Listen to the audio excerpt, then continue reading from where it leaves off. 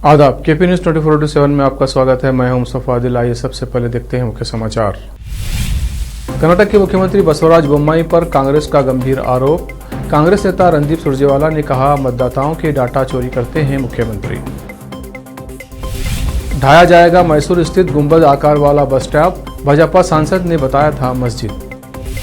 Telugu Desam party के मुखिया N Chandrababu Naidu ने राजनीतिक भविष्य पर दिया बड़ा बयान। बोले, 2024 मेरा आखिरी चुनाव होगा। वर्ल्ड हेरिटेज वीक के तहत 19 नवंबर को ताजमहल समेत कई ऐतिहासिक इमारतों में मिलेगी free entry. Fast track court में चल रहे ज्ञानवापी मामले में नया मोड़, हिंदू पक्ष में गहराया विवाद। मैं एक मुख्यमंत्री हूं, क्या मैं भाग जाऊंगा? अवैध खनन मामले में ईडी के तलब करने पर बोले हेमंत सोरेन।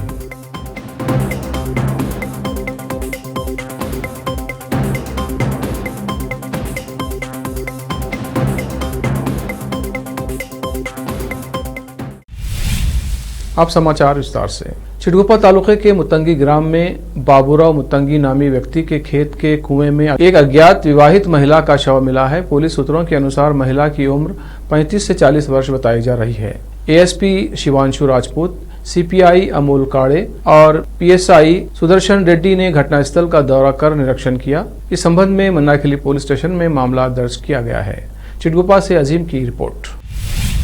कर्नाटक में आगामी विधानसभा चुनाव 2023 से पहले सियासी हलचल तेज हो गई है। आरोप प्रत्यारोप के दौर भी शुरू हो गए हैं। इसी क्रम में आज कांग्रेस पार्टी ने कर्नाटक के मुख्यमंत्री बसवराज बोम्मई पर कई गंभीर आरोप लगाए हैं। कांग्रेस नेता रणदीप सुरजेवाला ने मीडिया को संबोधित करते हुए कहा कि कर्नाटक के मुख्यमंत्री सहित सत्ता के गढ़ में बैठे लोग मतदाता डाटा की चोरी, धोखाधड़ी और प्रतिरूपण के लिए जिम्मेदार हैं। सीएम बोम्मई, उनके अधिकारी, सरकारी अधिकारी, बीबीएमपी के लोग और राज्य चुनाव प्राधिकरण लोकतंत्र को रोंदने में भागीदार हैं। सुरजेवाला ने कहा कि इन सब के खिलाफ एफआईआर दर्ज हो और सीएम बोम्मई जी इस्तीफा दे और 30 दिन में कर्नाटक हाईकोर्ट के मुख्य न्यायाधीश की अध्यक्षता में एक जांच हो ताकि सच्चाई सामने आए। ये सरकार जनमत खो चुकी है, इसलिए वोट चोरी कर रही है। विपक्ष नेता इन सब के खिलाफ एफआईआर दर्ज करवाने जाएंगे। कांग्रेस ने मुख्यमंत्री बसवराज बोम्मई, बीबीएमपी आयुक्त और अन्य अधिकारियों के खिलाफ पुलिस आयुक्त के पास उनके आरोप के संबंध में शिकायत दर्ज की कि एक निजी संस्था ने लोगों के चुनावी डेटा एकत्र किए हैं। भारतीय राष्ट्रीय राजमार्ग प्राधिकरण ने मैसूर नगर निगम को मैसूर में विवादास्पद गुंबद के आकार के बस शेल्टर को हटाने के लिए नोटिस जारी कर दिया है। संरचना को हटाने के लिए उन्हें 1 सप्ताह का समय दिया गया है। बता दें कि कर्नाटक के भाजपा सांसद प्रताप सिम्हा ने एक ट्वीट कर इस बस स्टॉप को गिराने की धमकी दी थी। सिम्हा ने कहा था कि मैंने इसे सोशल मीडिया पर देखा है। बस स्टैंड में 3 गुंबद हैं, बीच में एक बड़ा और उसके बगल में 2 छोटे गुंबद हैं। वो एक मस्जिद ही है। मैंने इंजीनियरों से कहा है कि 3-4 दिन में ढांचा गिरा दें। अगर वे नहीं करते हैं तो मैं एक जेसीबी लूंगा और इसे ध्वस्त कर दूंगा। वहीं भाजपा सांसद की धमकी के बाद पूर्व मुख्यमंत्री और कांग्रेस नेता सिद्धरामैया ने जमकर निशाना साधा और कहा कि एक सांसद होने के नाते उन्हें इस तरह की चीज़ें नहीं करनी चाहिए। जब उनके पास सामान्य ज्ञान की कमी है तो हम क्या कहें। वो बस स्टॉप को नष्ट करने वाला कौन होता है जब सरकार ने इसे बनाने के लिए पैसा खर्च किया है? क्या ये उसका पैसा है? ये सरकार का पैसा है। तेलुगु देशम पार्टी के मुखिया एन चंद्रबाबू नायडू ने अपने राजनीतिक भविष्य पर बड़ा बयान दिया है। उन्होंने कहा कि अगर जनता ने 2024 में टीडीपी को सत्ता में वापस नहीं बिठाया तो ये उनका आखिरी चुनाव होगा। बुधवार रात कर्नूल जिले में रोड शो के दौरान उन्होंने ये भावनात्मक टिप्पणी की। इस दौरान उन्होंने अपनी शपथ को याद किया कि जब तक उनकी पार्टी सत्ता में नहीं आती वे विधानसभा में कदम नहीं रखेंगे।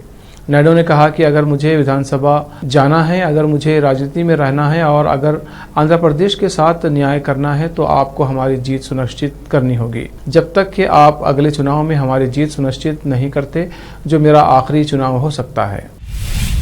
19 से 25 नवंबर तक विश्व धरोहर सप्ताह के अवसर पर एएसआई ने 19 नवंबर को सभी संरक्षित इमारतों में प्रवेश निःशुल्क कर दिया है। इसको लेकर आदेश जारी कर दिया गया है। आमजन आगरा के सभी स्मारकों में बिल्कुल फ्री में एंट्री लेकर उनका दीदार कर सकते हैं।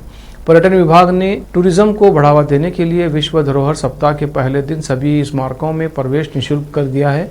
फिर चाहे वो देसी पर्यटक हों या विदेशी, सभी ताजमहल समेत कई इमारतों में मुफ्त प्रवेश कर सकते हैं। हालांकि ताजमहल के मुख्य गुंबद यानी शाहजहां मुमताज़ की असली खबरों को देखने के लिए आपको 200 रुपये का अतिरिक्त टिकट खरीदना पड़ेगा। ये व्यवस्था पहली बार इसलिए लागू की गई है क्योंकि पिछली बार ताजमहल में फ्री एंट्री होने की वजह से उमड़ी भीड़ का काफ़ी दबाव बढ़ गया था। इसलिए भीड़ को नियंत्रित करने के लिए ये निर्णय लिया गया है।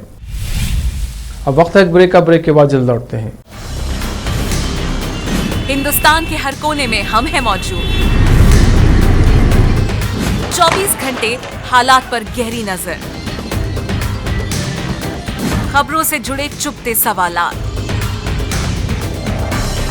और आपको दिखाता है धार्मिक, सामाजिक, राजनीतिक, लोकल और इंटरनेशनल न्यूज की सबसे बेहतर कवरेज,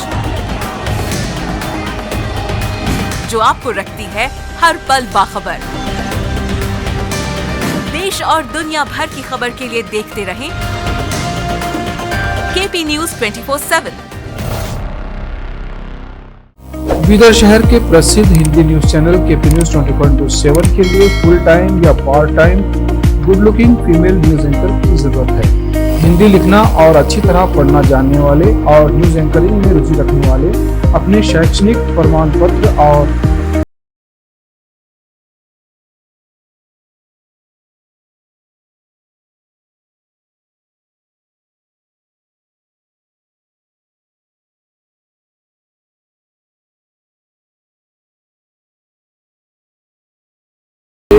तेलंगाना, आंध्र प्रदेश, महाराष्ट्र के क्षेत्रों से केपी न्यूज के लिए रिपोर्टर्स और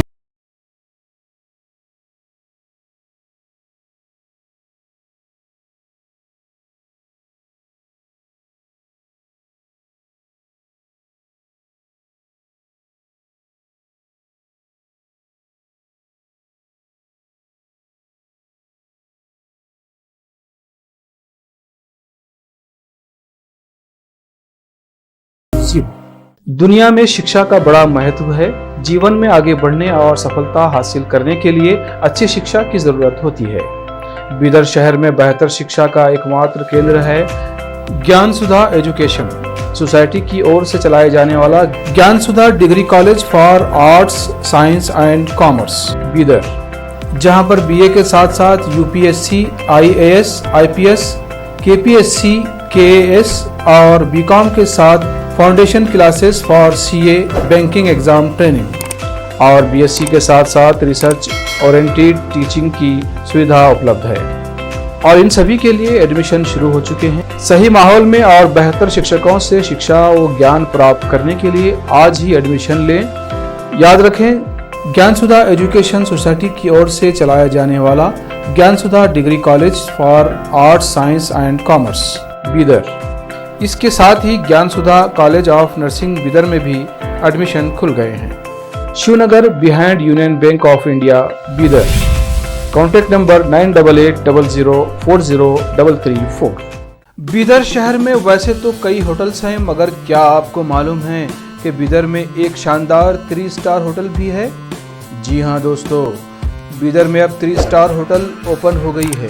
बीदर से जनवाड़ा रोड पर खुले वातावरण और सुखद पर्यावरण में अपनी बेहतर सर्विस से ग्राहकों का मन मोह लेने वाली वाइब होटल्स, जहां पर इंडियन, चाइनीज, कॉन्टिनेंटल और साउथ इंडियन खाना कम कीमत पर उपलब्ध है। वही फूड क्वालिटी वो सब वगैरह अच्छा है और कॉकटेल के लिए फैमिली सब आ सकते हैं। क्वालिटी भी अच्छा है और they should come and taste the food and the prices are normal, it is not high and all. ಬೀದರಲ್ಲಿ ಫಸ್ಟ್ ಟೈಮ್ 3 ಸ್ಟಾರ್ ಹೋಟೆಲ್ ತುಂಬ ಚೆನ್ನಾಗಿ ಅನಿಸ್ತಾ ಇದೆ. ಫ್ಯಾಮಿಲಿ ಬರಲಿಕ್ಕೆ ಚೆನ್ನಾಗಿದೆ, ಪ್ಲೇಸಸ್ ಚೆನ್ನಾಗಿ ವಾತಾವರಣ ಇದೆ.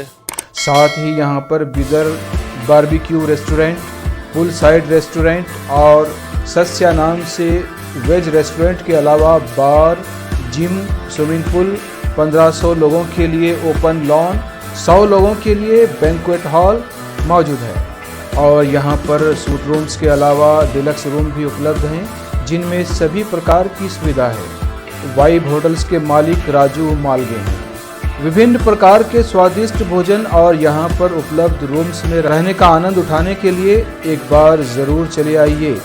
वाइब 3 स्टार होटल जो ओपन हुई है, यहाँ पर मैं 2-3 बार आया हूँ और यहाँ का टेस्ट भी बहुत अच्छा है। सभी रीज़नेबल हैं यहाँ पे रेट्स वगैरह। याद रखिए वाइब होटल्स, जहां आप एक बार आएंगे तो बार बार आना पसंद करेंगे और यहाँ के स्वादिष्ट भोजन आपका मन मोह लेंगे। याद रखिए बीदर ज़िले की एकमात्र 3 star vibe hotel, Janwada road, Navadgiri, Bidar, Karnataka. Contact numbers हैं नूतन हेगड़े, होटल GM 9606027120। नमस्ते, मेरा नाम नूतन है और हम लोग राजू मिलगे साहब ने बीदर में एक अच्छे से 3 स्टार होटल ओपन किया है अभी। Great destinations hotels and resorts management company के लिए रन करने के लिए दिया है। बीदर का क्राउड के लिए क्या चाहिए, क्या ज़रूरत है, इसका हिसाब से हम लोग होटल को प्राइसिंग भी किया है। और एक है हमारा pure vegetarian restaurant, south Indian restaurant, Sasya vegetarian restaurant है। और होटल में आपको स्विमिंग पूल है, जिम है और बहुत कुछ जो चाहिए आपको फैसिलिटीज़ अवेलेबल है। तो आपको मॉर्निंग वॉक के लिए भी जा सकते हैं, उतना जगह है इधर सब। सो प्लीज़ सब लोग एक बार आके हमारा खाना और हमारा सर्विस, रूम्स एंड हॉस्पिटैलिटी को एंजॉय करके आपका सपोर्ट देने के लिए चाहते हैं। रिसेप्शन का नंबर है 8482460982। ईमेल reservations.b@vibehotels.com और वेबसाइट है www.vibehotels.com। ब्रेक के बाद फिर एक बार आपका स्वागत है। आइए देखते हैं आगे के समाचार। ज्ञानवापी और श्रृंगार गौरी मंदिर मामले में वाराणसी के फास्ट ट्रैक कोर्ट में विश्व बौद्धिक सनातन संस्था की किरण सिन्हा ने जो याचिका दाखिल की है उसमें एक नया मोड़ आ गया है।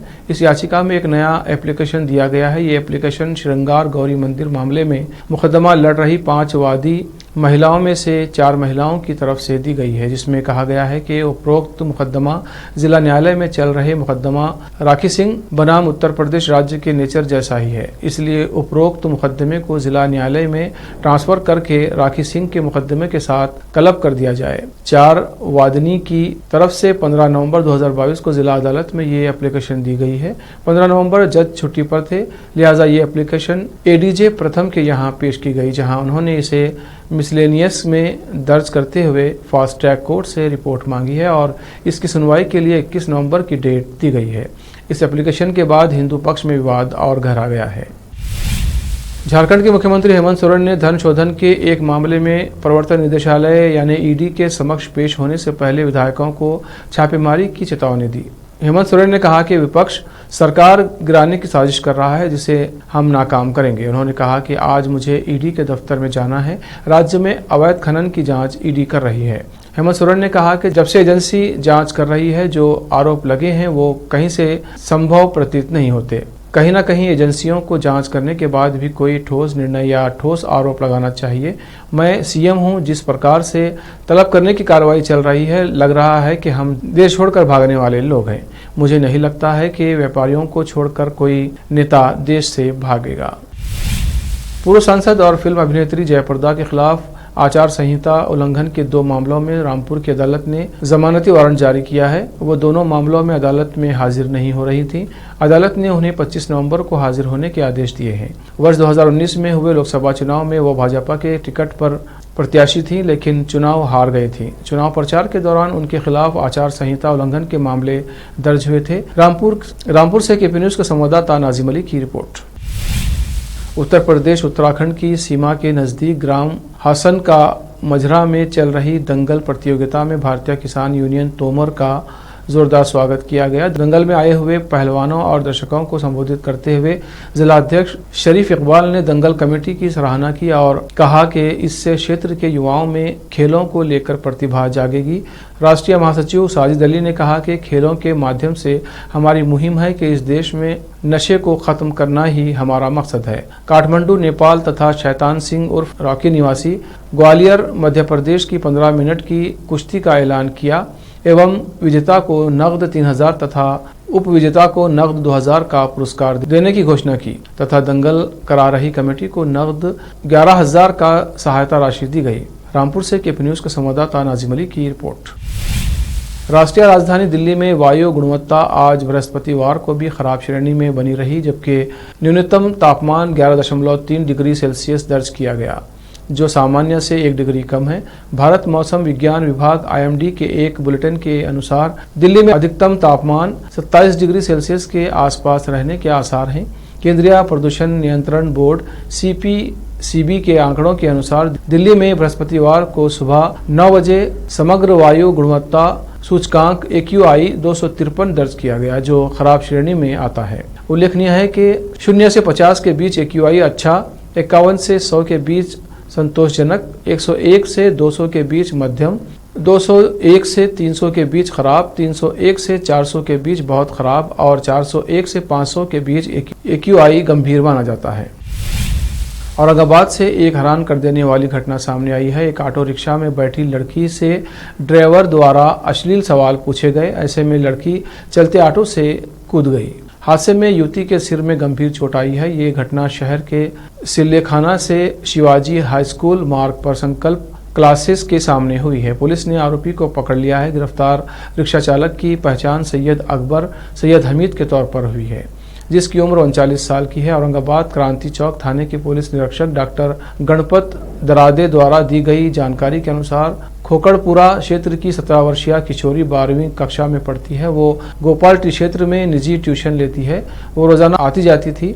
ये घटना 13 नवंबर को दोपहर 12 बजे क्लास खत्म होने के बाद की है। युवती गोपाल टी से घर जाने के लिए रिक्शा का इंतजार कर रही थी। इस बीच वो रिक्शे में बैठ गई। पीड़ित छात्रा को रिक्शे में अकेला बैठा देख रिक्शा चालक अकबर सैयद ने पहले उसका नाम पूछा, लेकिन युवती ने उसे कोई जवाब नहीं दिया। फिर चालक अश्लील सवाल पूछने लगा और अश्लील बातें करने लगा। ऐसे में युवती सहम गई और रिक्शे से कूद गई। उसके सिर पर गंभीर चोट आई है। इसका इलाज MGM अस्पताल में चल रहा है। नवाजुद्दीन सिद्दीकी बॉलीवुड के ऐसे एक्टर हैं जो हमेशा कुछ हटकर करने में यकीन करते हैं। उनकी आने वाली फिल्म हड्डी में भी कुछ ऐसा ही नजर आने वाला है। वो फिल्म में ट्रांसजेंडर का किरदार निभा रहे हैं। फिल्म से जुड़े डिटेल्स जंगल की आग की तरह फैल रहे हैं और नोटिजन्स नवाजुद्दीन सिद्दीकी को नए किरदार में देखने के लिए काफी एक्साइटेड हैं। हालिया आने वाली फिल्म में कभी ना देखे गए अवतार में नजर आएंगे। नवाजुद्दीन सिद्दीकी, जिन्होंने फिल्म में 80 से ज्यादा रियल लाइफ ट्रांसजेंडर्स के साथ काम किया है, अपने अनुभव के बारे में बात करते हुए कहते हैं, रियल लाइफ की ट्रांस महिलाओं के साथ काम करना हड्डी में एक अविश्वसनीय अनुभव रहा है। एक सम्मान और समुदाय के बारे में अधिक समझने और सीखने का सौभाग्य उनकी उपस्थिति सशक्त थी। नवाजुद्दीन सिद्दीकी स्टारर हड्डी 2023 में रिलीज होने की तैयारी में है। आखिर में फिर एक बार देखते हैं मुख्य समाचार। कर्नाटक के मुख्यमंत्री बसवराज बोम्मई पर कांग्रेस का गंभीर आरोप। कांग्रेस नेता रणदीप सुरजेवाला ने कहा, मतदाताओं के डाटा चोरी करते हैं मुख्यमंत्री। ढाया जाएगा मैसूर स्थित गुंबद आकार वाला बस स्टॉप, भाजपा सांसद ने बताया था मस्जिद। तेलुगु देशम पार्टी के मुखिया एन चंद्रबाबू नायडू ने राजनीतिक भविष्य पर दिया बड़ा बयान। बोले, 2024 मेरा आखिरी चुनाव होगा। वर्ल्ड हेरिटेज वीक के तहत 19 नवंबर को ताजमहल समेत कई ऐतिहासिक इमारतों में मिलेगी free entry. Fast track court में चल रहे ज्ञानवापी मामले में नया मोड़, हिंदू पक्ष में गहराया विवाद। मैं एक मुख्यमंत्री हूं, क्या मैं भाग जाऊंगा? अवैध खनन मामले में ईडी के तलब करने पर बोले हेमंत सोरेन।